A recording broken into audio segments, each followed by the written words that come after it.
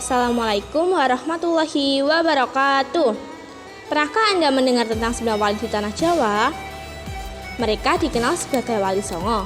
Di video kita kali ini, kita akan menggali peran tokoh ulama penyebab Islam di Indonesia dan juga metode dakwah Islam oleh Wali Songo di Tanah Jawa.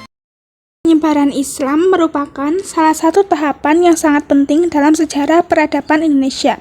Dorongan kuat bagi saudagar-saudagar Arab pada masa-masa Islam untuk menyebarkan Islam sampai ke wilayah Nusantara tersebut didorong oleh hadis Rasulullah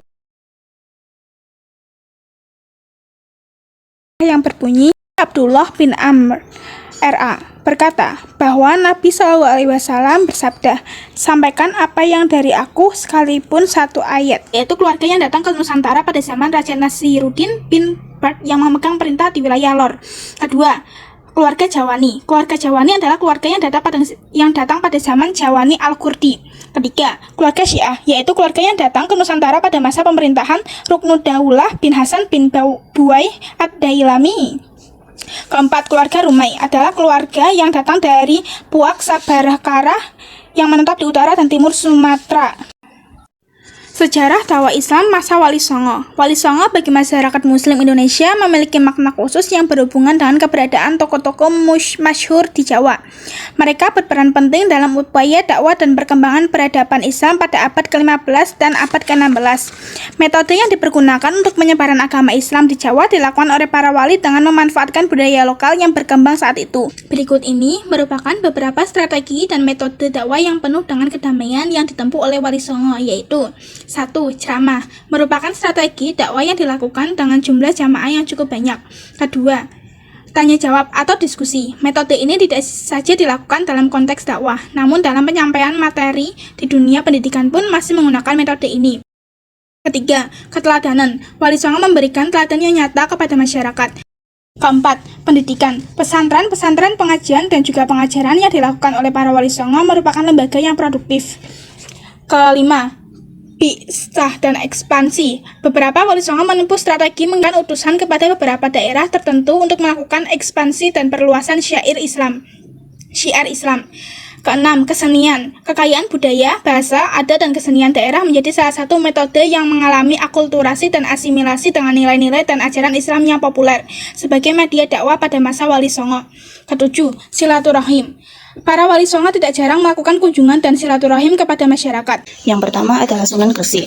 Maulana Malik Ibrahim, atau yang lebih dikenal dengan sebutan Sunan Gresik, merupakan tokoh yang pertama kali dipercaya sebagai penyebar agama Islam di Tanah Jawa.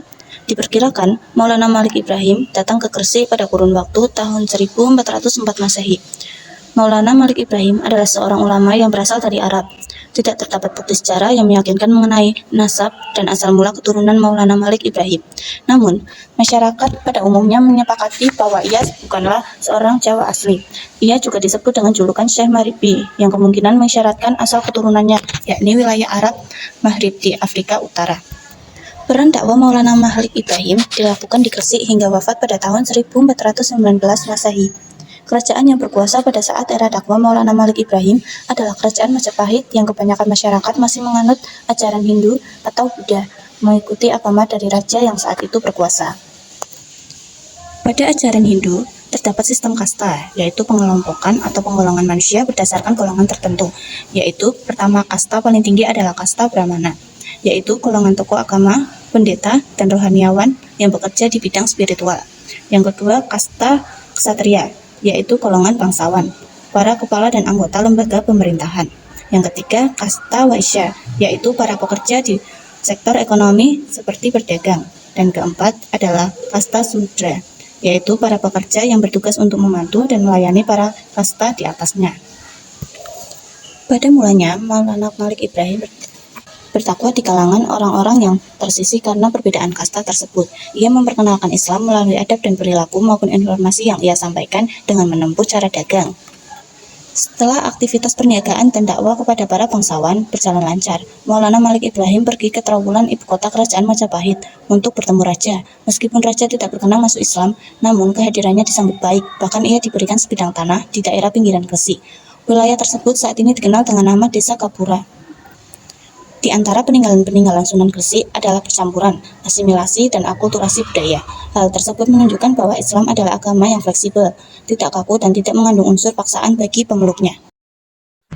Sunan Ampel, nama asli beliau adalah Raden Rahmat. Ia lahir pada tahun 1401 Masehi, kemudian datang ke Pulau Jawa sekitar tahun 1443 Masehi, dan meninggal pada tahun 1481 Masehi. Beliau dimakamkan di Ampel, Surabaya. Ia merupakan putra Maulana Malik Ibrahim yang biasa disebut Sunan Gresik dan ibunya bernama Dewi Chandrawulan. Sunan Gresik memiliki dua istri, yaitu Dewi Chandrawulan dan Dewi Karimah.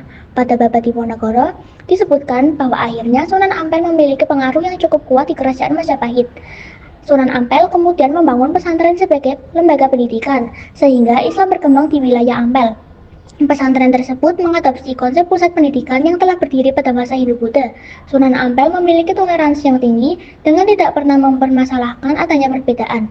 Sunan Ampel juga mengenalkan ajaran yang sangat berkaitan dengan kebiasaan masyarakat kala itu, yaitu ajaran Mohlimo. Mohlimo berasal dari bahasa Jawa yang artinya emoh atau tidak mau, dan limo yang berarti lima